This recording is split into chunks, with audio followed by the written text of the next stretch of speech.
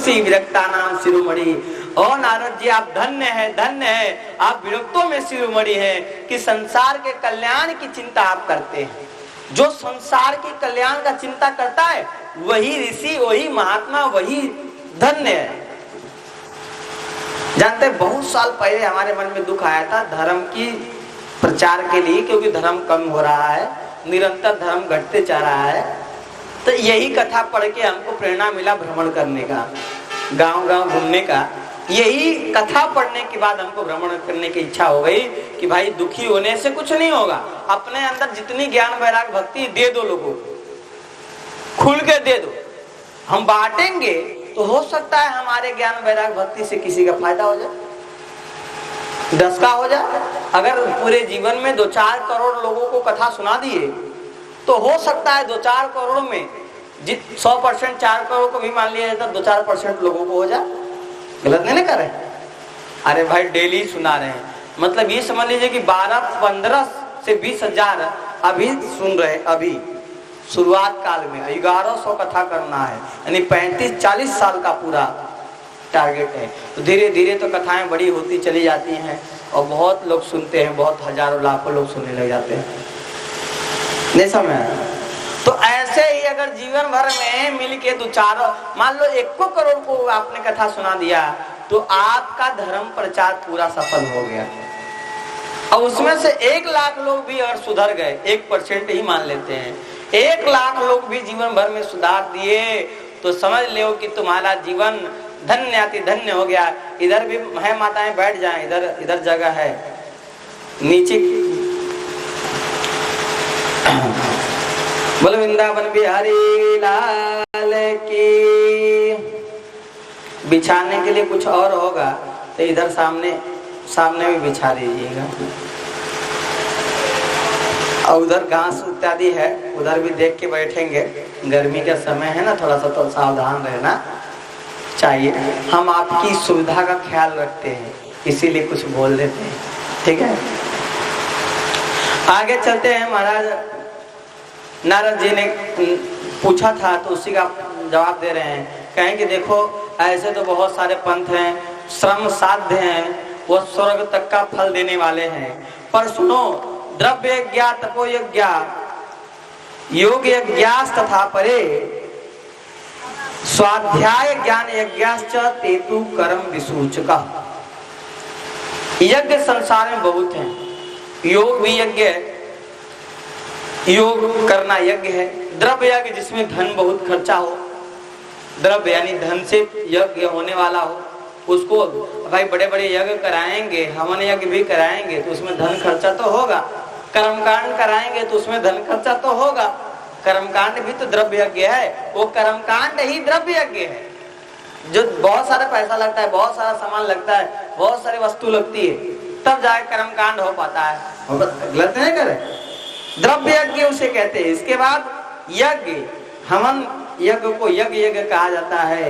उसके बाद कहते हैं योग भी यज्ञ है, इसके बाद स्वाध्याय भी यज्ञ है, और ज्ञान यज्ञम, तो ज्ञान यज्ञ तो सबसे बड़ा यज्ञ। ज्ञान यज्ञ से बड़ा कोई यज्ञ ही नहीं है संसार में। सबसे बड़ा यज्ञ कौन सा है? ज्ञान यज्ञ। इतने यज्ञ हैं, इतने प्रकार के यज्ञ हैं। यहाँ इन बातों का विशेष ख्याल करवाइए, और अगर हो तो थोड़ा सा बांस का जुगाड़ करवाइएगा। श्रोता लोग बैठे हैं, सावधानी हम लोगों को करना चाहिए। बोलो वृंदावन बिहारी लाल की। ये 2-4 ईंटा लगा दीजिए ना वहाँ पे अगल बगल, ताकि ये बांस वैसे गिरेगा तो नहीं, फिर भी संभाल करना चाहिए, सावधान रहना भाई थोड़ा।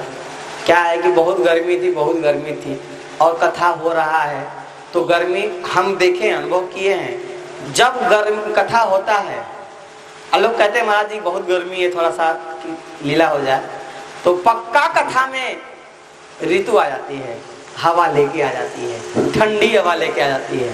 ये बात पक्की है। हम बहुत जगह ये देखें जहाँ सुविधा नहीं होता है ना, वहाँ ठाकुर जी अपना सुविधा लेके चले आते हैं। बोले वृंदावन बिहारी लाल की। अभी कल तक हवा ही नहीं था। आगे कहते हैं ज्ञान यज्ञ कराओ। ज्ञान यज्ञ में कौन सा यज्ञ? तो ये भागवत कथा, जो कि इसको ज्ञान यज्ञ कहा गया है। और इसको हम कहते हैं कि भागवत की कथा तो घर घर जाए। ज्ञान वैराग संयुक्ता भक्ति प्रेम रसावहा प्रतिज्ञेयं प्रति जन्म तथा क्रीडाम करिष्यति। ऐसी कथा मैं बता दे रहा हूँ कि जो प्रति जन्म प्रति गृहम, घर घर में जाएगा और प्रत्येक जन जन में जाएगा और कीड़ा करेगा। भक्ति भी कीड़ा करेगी।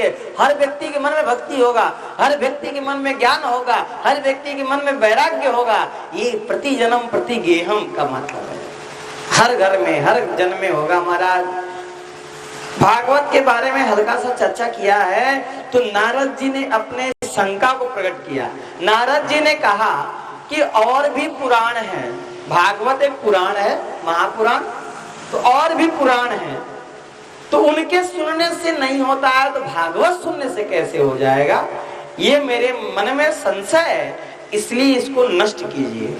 संशय है, देखो भाई, ये संशय नारद जी का नहीं है, ये संशय हम सबका है कि पुराण तो कोई सब बहुत सारे पुराण है। शिव पुराण भी है, स्कंद पुराण भी है, पद्म पुराण भी है, मार्कंडेय पुराण भी है, बहुत सारे पुराण है। ब्रह्म वैवर्त पुराण भी है, अनेकानेक पुराण है। ये अनेकानेक पुराणों में ये भागवत पुराण की महिमा इतनी कैसे है और कैसे इसके सुनने से मतलब ज्ञान वैराग जग जाएगा? तो कहते हैं देखो भाई, ये जो भागवत कथा है ना, ये वेद और उपनिषदों का सार है। निगम कल्प तरोर गलितम फलम, निगम रूपी कल्प तरु वृक्ष का जो फल है ना, वो है श्रीमद् भागवत। निगम कल्प तरोर गलितम फलम। और ये भागवत देखो, वेद एक वृक्ष है, आपको समझा रहे हैं इस भाषा से। वेद क्या है? वृक्ष है। वेद की बहुत सारी शाखाएं होती हैं, बहुत सारी शाखाएं, मोटी मोटी शाखाएं हैं। उपनिषद मोटी मोटी शाखाओं में 18 पुराण जो है, जिसमें 17 शाखाएं उसके ऊपर हैं, 17 पुराण के मोटी मोटी शाखाएं। उसमें जो श्लोक इत्यादि है, अध्याय इत्यादि है, छोटी छोटी अध्याय रूपी डालियां हैं, छोटी छोटी, जिसमें छोटे छोटे श्लोक रूपी पत्ते लगे हुए हैं, श्लोक रूपी पत्ते लगे हुए हैं। उसके बाद गीता रूपी पुष्प है, गीता रूपी पुष्प लगा हुआ है। अब पुष्प से फल होता है, तो भागवत रूपी फल लगा हुआ है उस वेद पे। कहते हैं कि आम का वृक्ष है, पर आप जब तक फल लग के आम आपके घर में पक के नहीं आएगा, तब तक आम मीठा नहीं होगा। आप आम का पत्ता चबाओ, मीठा नहीं लगेगा। आम की कोई टहनी काट लो, खाने लगो, उससे भी आम मीठा नहीं लगेगा। है तो रस उसी पेड़ में ही ना, आम का रस तो पेड़ में ही रहता है ना। पर जब तक फल पक नहीं जाता है, तब तक वो रस का आप आनंद उठा नहीं पाते हैं। ऐसे ही वेद वृक्ष है, और भी पुराण उसके मोटी मोटी डालियां हैं, टहनियां हैं, और श्लोके उसके पत्ते हैं। उपनिषद गीता जिसको कहते हैं, वो उनकी पुष्प है। उनके पुष्प भी बहुत सारे पुष्प होते हैं, तो श्लोक के एक एक अक्षर उसके पुष्प हैं, और बाद में फल आता है। महाराज फल है भागवत। कहते हैं कि जैसे इच्छुणामपि मध्यांतम शर्करा व्यापतिष्ठति पृथक भूत्वा पृथक भूतम ही तद्गव्यम देवानाम रसवर्धनम। जैसे कि गन्ना का खेती होता है, गन्ना के मध्य में ही, गन्ना के बीच में ही शर्करा व्यापतिष्ठति, उसके अंदर ही शर्करा रहती है, व्याप्त रहती है, मिठाई रहती है। पर पृथक भूतम, जैसे पृथक भूत होके वो हमारे पास आता है, तो हम लोग चीनी घोल देते हैं और घोल के शरबत पी लेते हैं। हाँ, तो देवा नाम रस वर्धनम, वो रस का वर्धन करने वाला हो जाता है। उसे मिठाई बना लो, उससे नाना प्रकार की वस्तु बना लो। मतलब गन्ना को आप तोड़ के आप मिठाई नहीं बना सकते। गन्ना को खेत में से लाके उसको रस निकालोगे, फैक्ट्री में जाएगा, वो चीनी बन के आएगा, तब जाके उसका व्यवहार कर सकते हो। ऐसे ही ये उसका सार है, ये लास्ट स्टेज है, रसवर्धनम है। ये भागवत कोई साधारण नहीं है महाराज।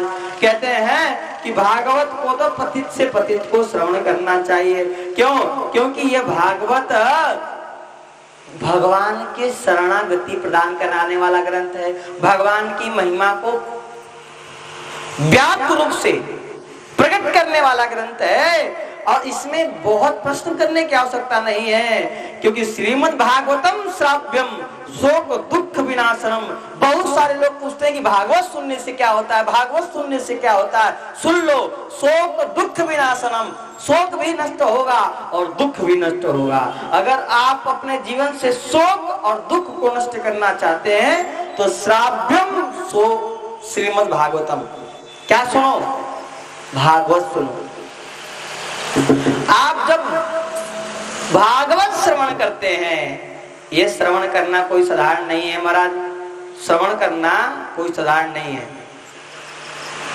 सबके बस की बात नहीं है कथा श्रवण करना। क्यों? जिसके अंदर भगवान के प्रति थोड़ा भी प्रेम नहीं रहेगा ना, वो भागवत नहीं सुन पाएगा। और थोड़ा सा भी प्रेम रहेगा ना तो वो भागवत सुने बिना रह नहीं पाएगा। सही कह रहे हैं। देखो, भोगी को भोग की बातें अच्छी लगती हैं और योगी को योग की बात अच्छी लगती है। ऐसे ही भक्त को भक्ति की ही बातें अच्छी लगती है। जो भक्ति के पृथक बात करता है उसे भक्त नहीं माना जाता है। बहुत सारे जीव होते हैं, बहुत सारे लोग होते हैं, बहुत इधर उधर की बातें कर लेंगे पर वो भगवान की बातें नहीं कर पाते हैं। इधर उधर के